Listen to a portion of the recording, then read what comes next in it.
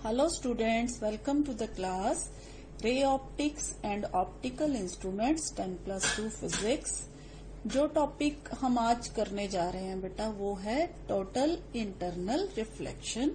हमने रिफ्लेक्शन किया। आज हम नेक्स्ट टॉपिक जो है वो करेंगे टोटल इंटरनल रिफ्लेक्शन क्या होता है। जी आइए देखते हैं क्या होता है टोटल इंटरनल रिफ्लेक्शन। ये हमने बेटा पानी लिया एक टैंक में, यहाँ पे वाटर का रिफ्रैक्टिव इंडेक्स 1.33 है और बाहर क्या है हमारे पास एयर है। एयर का रिफ्रैक्टिव इंडेक्स है 1। तो इसका मतलब ये जो हमारे पास है ये डेंसर मीडियम है। Water is denser then air. Okay, water is denser medium and air is rarer medium. तो होता क्या है, मान लीजिए मेरे पास एक लेजर बीम है। तो जैसे ही मैं लेजर बीम को यहाँ पे, ये इंटरफेस है बेटा, इंटरफेस पे जैसे ही लेजर बीम की लाइट जाके टकराती है, अगर तो लाइट टकराती है बेटा ये वाले एंगल पे स्ट्रेट, तो ये आपको पता है कि फिर रिफ्रैक्शन जो है वो नहीं होती। ठीक है, हमने लॉज ऑफ रिफ्रैक्शन में पढ़ा है कि जब इंटरफेस पे 90 डिग्री पे there is no refraction of light. हाँ, जैसे लाइट बेंड होती है, ठीक है, जैसी टेढ़ी होती है ये लाइन, इंसिडेंस एंगल जैसे ही हमारे पास मान लीजिए 20 डिग्री होता है तो angle of refraction incidence angle से बड़ा हो जाता है, यानी कि जो रिफ्रैक्टेड रे है वो नॉर्मल से अवे हो जाती है। ठीक है, when ray of light travels at a small angle of incidence from a denser medium to a rarer medium, the refracted ray bends away from the normal so that angle R is greater than angle I। ठीक है, हमने ये पढ़ा है कि denser से rarer जब जाती है तो हमारे पास ये सिचुएशन होती है। नाउ एज I इंक्रीजेज, ये देखिए I जैसे जैसे इंक्रीज करता है R भी वैसे वैसे इंक्रीज करता है। यहाँ पे I और इंक्रीज कर गया, यहाँ पे R और इंक्रीज कर गया। ठीक है, ये सारे एंगल ऑफ रिफ्रैक्शन है। फिर एक स्टेज ऐसी आती है बेटा कि उस स्टेज पे एंगल ऑफ इंसिडेंस के कॉरेस्पॉन्डिंग जो एंगल ऑफ रिफ्रैक्शन है ना वो 90 डिग्री हो जाता है। यहाँ पे R कितना हो गया 90 डिग्री। और जो रे ऑफ लाइट है वो क्या करती है बेटा, goes along the surface of separation. ठीक है, यहाँ पे इस सरफेस के साथ साथ चलना शुरू कर देती है इस डायरेक्शन में। अच्छा बेटा, अब इसके बाद क्या होता है, जैसे ही हम देखते हैं कि एंगल ऑफ इंसिडेंस बढ़ गया, एंगल ऑफ इंसिडेंस बढ़ाने से क्या होता है कि यहां से अब R और बढ़ जाता है। जब R और बढ़ जाता है तो बेटा जो रे ऑफ लाइट होती है वो रिफ्रैक्ट होने की बजाय अब क्या होगी, वापस उसी मीडियम में मुड़ जाती है जिस मीडियम से वो गई थी। ठीक है, तो इस स्टेज पे जो हम इस चीज को क्या कहते हैं, हम कहते हैं टोटल इंटरनल रिफ्लेक्शन। ये होती कब है, जब हमारे पास कोई ऐसा एंगल जिसको हम क्रिटिकल एंगल बोलते हैं, कोई ऐसा एंगल ऑफ इंसिडेंस जिस पे एंगल ऑफ रिफ्रैक्शन 90 डिग्री हो जाता है, उससे बड़ा हो जाए, यानी कि angle of incidence greater than critical angle हो जाए। तो क्या होता है, जो रे हमारी है वो वापस उसी मीडियम में यानी कि डेंसर मीडियम में वापस आ जाती है। इसको क्या कहते हैं हम, टोटल इंटरनल रिफ्लेक्शन कहते हैं। तो फिर यहां से बेटा हम क्रिटिकल एंगल को ऐसे डिफाइन करते हैं, the angle of incidence in the denser medium for which the angle of refraction in the rarer medium is 90 degree is called critical angle, और हम इसको IC से लिखते हैं। ठीक है, अब बेटा IC से ग्रेटर जब एंगल ऑफ इंसिडेंस हो जाता है तो there is total internal reflection, यानी कि जो लाइट है वो बैक उसी मीडियम में वापस आ जाती है। सो बेटा हम कहेंगे टोटल इंटरनल रिफ्लेक्शन के लिए, द फिनोमिना इन विच अ रे of light travelling at an angle of incidence greater than the critical angle from denser to rarer medium is totally reflected back into the denser medium is called total internal reflection, और हम इसको short में TIR भी कह के बुलाते हैं। तो बेटा what are necessary conditions for total internal reflection? First condition is the light must travel from an optically denser to an optically rarer medium. ठीक है, light must travel from optically denser to an optically rarer medium। ये पहली main condition है बेटा reflection of light के लिए, total internal reflection of light के लिए। और सेकंड है बेटा कि angle of incidence denser medium में ग्रेटर देन होना चाहिए क्रिटिकल एंगल से। तो the angle of incidence in the denser medium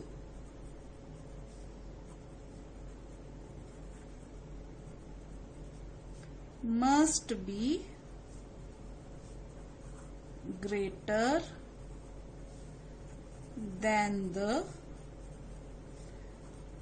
critical angle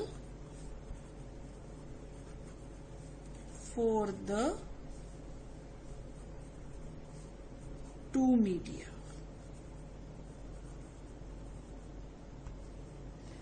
अब बेटा देखते हैं क्रिटिकल एंगल और रिफ्रैक्टिव इंडेक्स में क्या रिलेशन होता है। व्हाट इज रिलेशन बिटवीन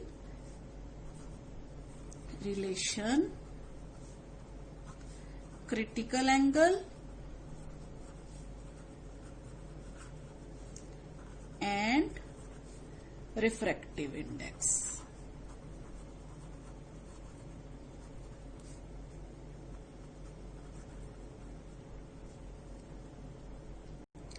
जी बेटा, रिलेशन देखने के लिए हमने वाटर को मीडियम माना, डेंसर मीडियम मान लीजिए। ये मेरे पास मीडियम 2 है और ये मीडियम 1 है। ठीक है, तो यहाँ पे मैं स्नेल्स लॉ अप्लाई करूंगी बेटा। स्नेल्स लॉ अप्लाई करेंगे यहाँ पे तो हमारे पास आ जाएगा from Snell's law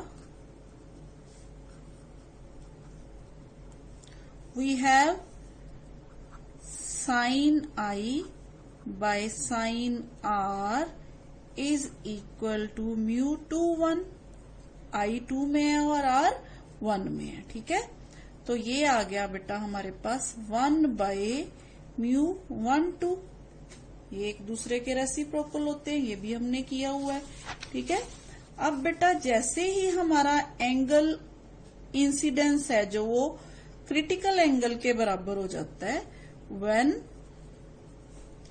I becomes IC, तो R क्या हो जाता है, एंगल ऑफ रिफ्रैक्शन जो है वो 90 डिग्री हो जाता है। ठीक है, सो यहां पे हम ये कंडीशन अप्लाई कर देंगे, sine IC by sine 90 degree is equal to 1 by mu 1 2। ठीक है, और यहां से हमारे पास साइन 90 डिग्री 1 होता है, तो यहां से हमारे पास 1 by mu 1 2 is equal to sine IC आ गया। तो इसको हम ऐसे भी लिख सकते हैं, mu 1 2 is equal to 1 by sine IC। ठीक है, तो इसका मतलब क्या हुआ बेटा, if the rarer medium is air, मान लीजिए हमारे पास यहाँ पे रेयरर मीडियम है जो वो एयर है, तो हमारे पास म्यू 1 की वैल्यू जो है यानी कि रिफ्रैक्टिव इंडेक्स ऑफ एयर कितना है हमारे पास, अभी हमने यहाँ पे बोला refractive index of air is 1। अगर हमारे पास रिफ्रैक्टिव जो रेयरर मीडियम है वो एयर है, ठीक है, तो हमारे पास म्यू 1 क्या हो जाएगा, 1 के बराबर हो जाएगा। If rarer medium is air then μ1 become 1, तो फिर μ2 किसके बराबर हो जाएगा? हम कहेंगे simply mu is equal to 1 by sine IC। ठीक है, तो यहां से हमारे पास आ गया कि जो रिफ्रैक्टिव इंडेक्स है किसी भी मीडियम का is equal to the reciprocal of the sine of its critical angle. Thus, the refractive index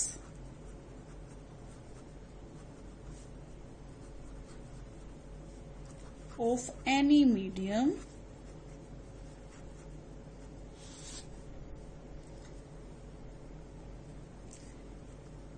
is equal to the reciprocal of the sine of its critical angle।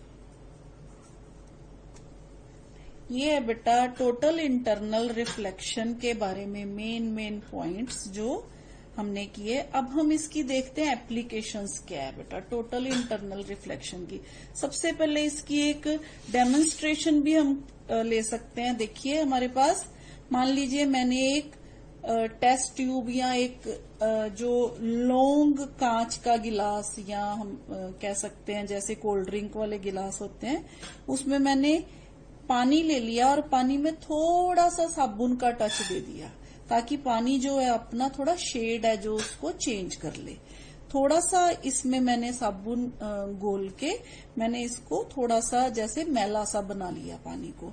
अब मैं यहाँ से laser beam से light डालूंगी तो आपको laser beam की जो लाइट है इस तरह से इंटरनल रिफ्लेक्शन होते हुए नजर आएगी, यानी कि यहाँ पे जाके यहाँ मुड़ जाएगी फिर यहाँ से वापस मुड़ जाएगी। इसी तरह से बेटा अगर हम ऐसे किसी कंटेनर में मान लीजिए यहाँ पे हमने वाटर लिया, यहाँ से अगर हम लेजर बीम की लाइट यहाँ डालेंगे तो यहाँ से आपको जो रे है वो वापस आती हुई नजर आएगी। सेम इसी तरह से जैसे ये लेजर बीम की लाइट मैंने यहाँ डाल ली तो लाइट है जो यहाँ से टोटली इंटरनल रिफ्लेक्शन होते हुए यहाँ से यहाँ आ गई। ठीक है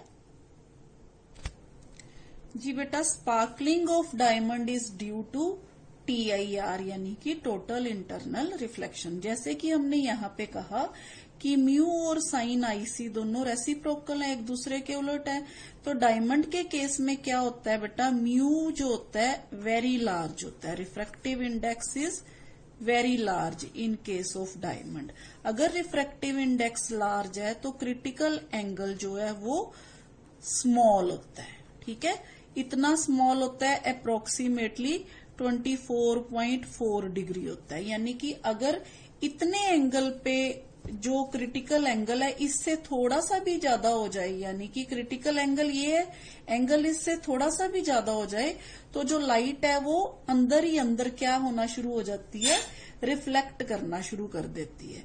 तो डायमंड जो है फिर उस पे जब थोड़ी सी भी लाइट पड़ती है तो इसमें जो लाइट होती है वो suffers total internal reflection repeatedly. ठीक है, और वो क्या होती है डायमंड के अंदर ही जो है वो इकट्ठा होना शुरू हो जाती है। ठीक है, तो इसके कारण जो डायमंड है वो बहुत ज्यादा क्या करता है, स्पार्क करता है जब उसको हम डायरेक्शन ऑफ एमर्जिंग लाइट में देखते हैं। तो ये है डायमंड के स्पार्कलिंग का कारण।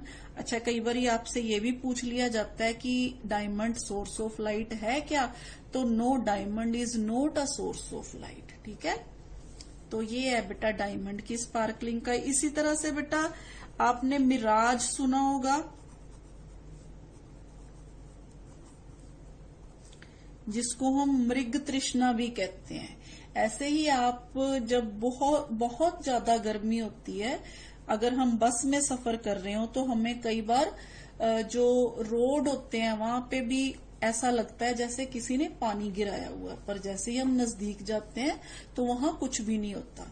जैसे हमें शैडो नजर आनी शुरू हो जाती है पानी में किसी चीज की। इसी तरह से बेटा मिराज होते हैं। मिराज क्या होता है? It is an optical illusion, जो डेजर्ट में या जो जहां पे हॉट एक्सटेंडेड सरफेसेस होते हैं, जैसे मैंने आपको बताया अभी, जो मान लीजिए किसी रोड पे अभी अभी वो जो कोलतार बिछाई होती है, वैसे तो वहां पे ये चीजें ऑब्जर्व करने के लिए मिलती हैं हमें। जी बेटा, तो ये क्या? It is an optical illusion observed in desert और over hot extended surface like a coal tarred road, due to which a traveler sees a shimmering pond of water some distance ahead। अब बेटा ये होता क्यों है? देखिए, जब बहुत ज्यादा गर्मी होती है तो जो सरफेस के नीचे वाली साथ साथ वाली एयर होती है वो हॉट गर्म हो जाती है। ठीक है, गर्म होने से उनकी जो ऑप्टिकल डेंसिटी है वो कम हो जाती है, इसलिए रिफ्रैक्टिव इंडेक्स जो है वो लेस हो जाता है। जैसे जैसे हम ऊपर जाते हैं तो कोल्ड एयर जो है वो नीचे वाली एयर से ऊपर वाली एयर क्या हो जाती है? कोल्ड हो जाती है। तो ऊपर जो है रिफ्रैक्टिव इंडेक्स जो है बढ़ जाता है। अब जैसे किसी ट्री से, मान लीजिए कोई भी डिस्टेंट ऑब्जेक्ट है लाइक अ ट्री, ठीक है, अ ट्री जैसे यहाँ पे, तो as the ray of light from a distance object like a tree travel towards the earth through layers of decreasing refractive index, they bend more and more away from the normal. जैसे कि हमें पता है light denser medium से rarer medium की तरफ जब जाती है तो वो अवे हो जाती है किससे? नॉर्मल से। तो यहां से भी और दूर टेढ़ी टेढ़ी टेढ़ी होती जाएगी। ठीक है, तो ये रे है जो ऐसे बेंड होती जाएगी। फिर when the angle of incidence becomes greater than the critical angle, यहां कहीं पे जाके जब एंगल बढ़ जाएगा, क्रिटिकल एंगल से बढ़ जाएगा, तो जो रे है वो बैक उसी मीडियम में क्या हो जाएगी? वापस चली जाएगी। तो हमें क्या होगा? तो ऑब्जर्वर जो है वो इन्वर्टेड इमेज देखेगा ऑब्जेक्ट की, as if formed in a pond of water. उसे ऐसा लगेगा कि यहाँ पे पानी है, यहाँ पे कोई तालाब है जिसमें उसको क्या है? ट्री की जो इमेज है वो नजर आ रही है। तो ये है बेटा मिराज के पीछे की सारी कहानी। जी बेटा, नेक्स्ट जो एप्लीकेशन है वो है ऑप्टिकल फाइबर्स, जो टोटल इंटरनल रिफ्लेक्शन पे वर्क करती है।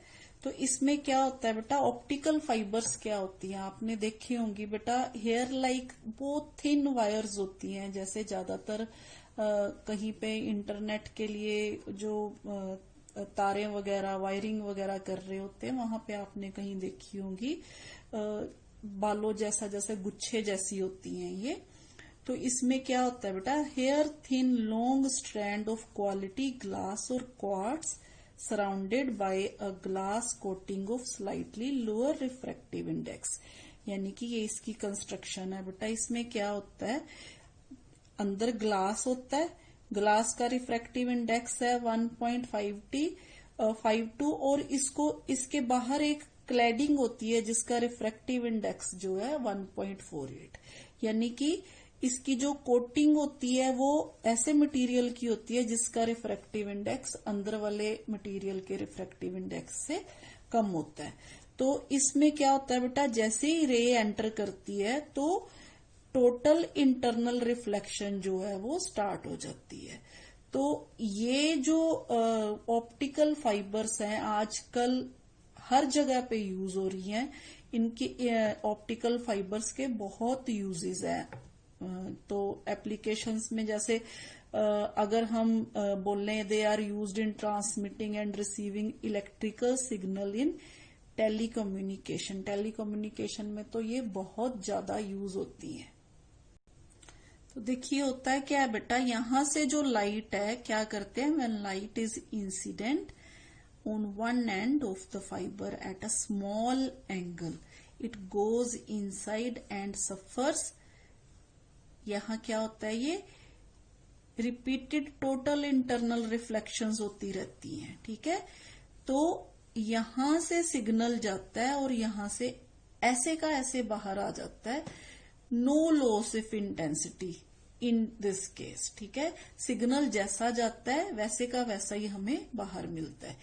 Even if the fibre is bent, light easily travels through along the fibre. जैसे मर्जी इसको तोड़ मरोड़ लो, लेकिन जो लाइट है वो क्या करती रहती है अंदर, इसकी टोटल इंटरनल रिफ्लेक्शन जो है ऐसे ही चलती रहती है, ठीक है। तो अब इसकी एप्लीकेशंस भी देख लेते हैं। एप्लीकेशंस में बेटा सबसे पहले जो मेन ये यूज होता है, bundle of optical fibres is called light pipe. It is used for medical examination of internal organs, ठीक है। Use for the medical examination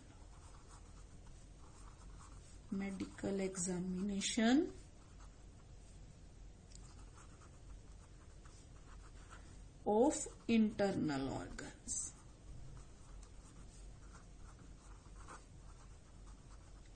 ठीक है। इसके साथ ही बेटा टेलीकम्युनिकेशन में मैंने अभी आपको बताया कि ये जो ज्यादातर किसमें यूज होता है, transmitting and receiving electrical signals in telecommunication. तो टेलीकम्युनिकेशन में ये यूज हो जाएगा।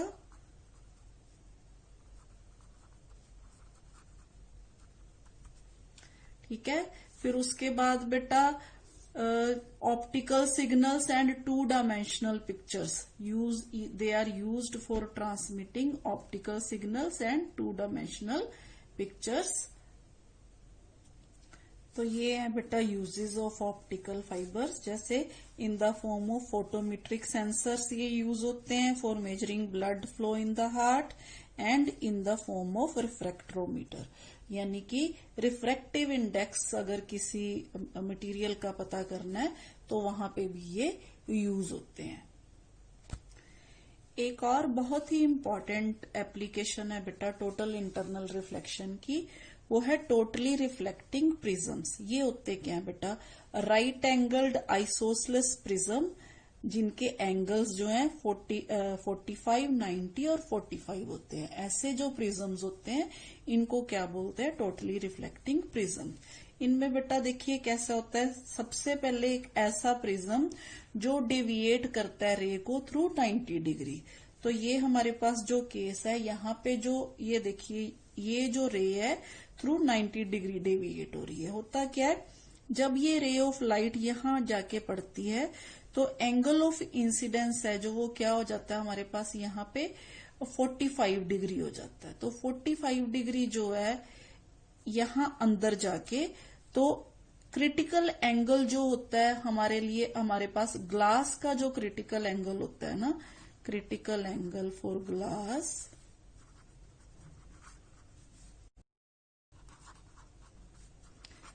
वो होता है बेटा अबाउट 42 डिग्री। ठीक है, अबाउट 42 डिग्री। अब इससे ज्यादा अगर एंगल ऑफ इंसिडेंस होगा अंदर वाली साइड पे तो क्या होगा, लाइट जो है उसी तरह से बैक हो जाएगी उसी सरफेस में। ठीक है, तो ये फर्स्ट वाला केस है बेटा जिसमें लाइट जो है, तो इसको हम कहते हैं यहाँ लाइट क्या होती है, to deviate a ray through 90 degree. ये प्रिज्म कहाँ यूज होता है, to deviate light through 90 degree. ठीक है, यहाँ पे होता है क्या है बेटा, देखिए जरा, मान लीजिए बेटा मेरे पास यहाँ पे कोई ऑब्जेक्ट है, यहाँ पे मान लीजिए मेरे पास ये ऑब्जेक्ट है। ठीक है, ए बी, तो एक रे ये गई। ठीक है, तो ये पोर्शन ए वाला, तो यहाँ पे ये ए वाला पोर्शन बन गया। एक रे मान लीजिए यहां से गई। ठीक है, ऐसे ही एक रे मान लीजिए यहां से गई, तो यहां से यहां पे जाके टकराएगी, तो यहां से बिल्कुल ऐसे जाके यहां आ जाएगी। तो ये रे है जो यहां पे मेरे पास, इसकी इमेज ऐसे बनेगी, ए डैश बी डैश। तो ऐसे बेटा इमेज फॉर्मेशन होती है जब रे ऑफ लाइट ऐसे किसी प्रिज्म पे पड़ती है। इसी तरह से बेटा इसके जैसे और भी प्रिज्म है जी बेटा। जैसे यहाँ पे जो रे है ये देखिए ये 90 डिग्री पे बेंड हो गई, ऐसे ही एक प्रिज्म है जो 180 पे बेंड कर देता है रे को। ये देखिए हमारे पास थ्रू 180 डिग्री। यहाँ पे क्या होता है बेटा, यहाँ मान लीजिए मेरे पास ऐसे ही मैंने एक यहाँ पे इमेज ली ए बी, तो एक ये रे गई यहाँ पे, ठीक है। दूसरी रे है जो यहां से जाएगी, एक तो ये होगी, दूसरी यहां जाएगी, यहां पे ऐसे जाके इंटरनली रिफ्लेक्ट होके यहां बैक आ जाएगी। अब ये देखिए ये जो है मेरे पास ए है, यहां पे ए डैश, तो यहां पे बी डैश। ये देखिए एरो चेंज हो गया ना दोनों तरफ से। तो ये वाले जो प्रिज्म होते हैं ये थ्रू 180 डिग्री रे को बेंड करते हैं। इसी तरह से एक प्रिज्म ऐसा भी होता है जो विदाउट डेविएशन ऑफ रे काम करता है और इमेज को क्या कर देता है, इन्वर्ट कर देता है जी बेटा। इस केस में देखिए मान लीजिए मेरे पास एक रे ऑफ लाइट यहां से गई, ये मेरे पास कोई ऑब्जेक्ट है ए बी, ठीक है, यहां से गई, दूसरी रे यहां से गई। अब यहां से जाके ये रे है जो यहां पे जाके टकराएगी, ठीक है, यहां से जाके ये रे यहां बेंड हो जाएगी। इसी तरह से दूसरी रे है जो ऐसे ही आएगी और ऐसे ही बेंड हो जाएगी मेरे पास, ठीक है। तो ये रे इधर चली गई, ये रे इधर चली गई, अंदर टोटल इंटरनल रिफ्लेक्शन हो गई, ठीक है। यहां से इधर, इधर ये, तो यहां पे जाके जो इमेज बनी वो ऐसे बनी, ठीक है। ये ए बी था मेरे पास, यहाँ पे ए डैश बी डैश। तो ये भी एक प्रिज्म है बेटा जो टोटल इंटरनल रिफ्लेक्शन पे काम करता है। तो ये तो थे बेटा टोटल इंटरनल रिफ्लेक्शन से रिलेटेड हमारी एप्लीकेशंस। मेरे को उम्मीद है कि बेटा आपको टोटल इंटरनल रिफ्लेक्शन का जो कंसेप्ट है वो क्लियर हो गया होगा। तो आज के लिए इतना ही बेटा, थैंक यू।